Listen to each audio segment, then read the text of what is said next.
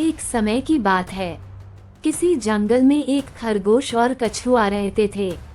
वे दोनों बहुत अच्छे दोस्त थे। वो हर काम एक साथ ही किया करते थे। पर एक बात थी कि कछुआ काफी धीरे चलता था, जबकि खरगोश काफी तेज चलता था।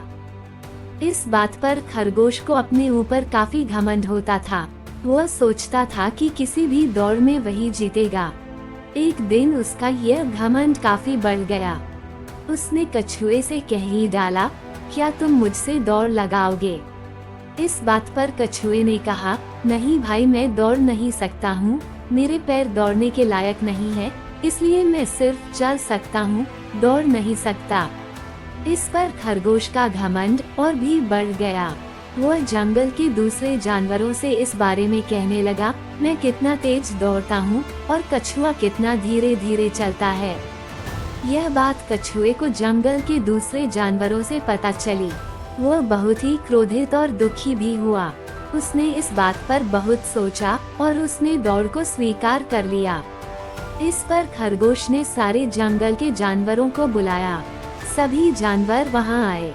सभी जानवरों ने मिलकर दौड़ की दूरी को तय किया और अगले दिन दौड़ होने का निश्चय किया गया।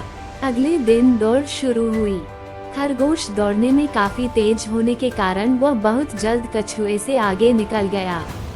जब खरगोश ने पीछे देखा तो उसे कछुआ दूर दूर तक नजर नहीं आ रहा था।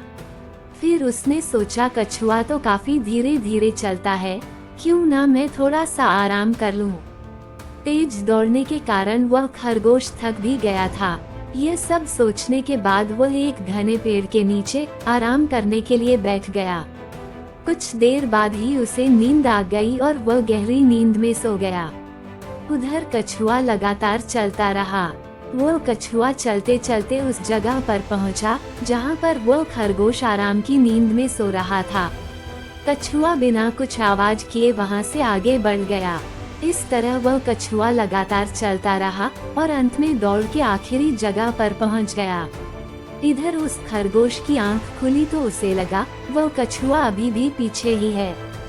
उसने दौड़ना शुरू किया और मंजिल पर पहुंचा तो उसकी आंखें फटी की फटी रह गई। उसने देखा कि जंगल के सारे जानवर उस कछुए को जीत की बधाई दे रहे हैं। उसे समझ आ गया था कि अपने घमंड के चक्कर में उसने कछुए को कमजोर मान लिया था और आराम करने पेड़ के नीचे बैठ गया था। अब उसे कछुए के प्रति किए व्यवहार पर बहुत ही पछतावा हो रहा था। उसने कछुए से माफी मांगी और वादा किया कि अब दोबारा वह ऐसा कभी नहीं करेगा, भूलकर भी उसे उसके धीरे चलने पर नीचा नहीं दिखाएगा। कछुए ने उसे माफ कर दिया और वे एक बार फिर से अच्छे दोस्त बन गए।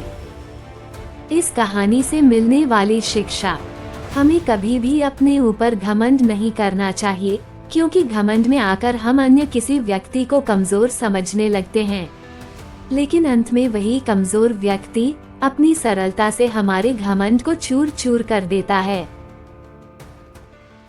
तो आज की कहानी यहीं पर समाप्त होती है। आपको ये कहानी कैसी लगी कमेंट्स में जरूर बताएं और इस चैनल को सब्सक्राइब करें। धन्यवाद।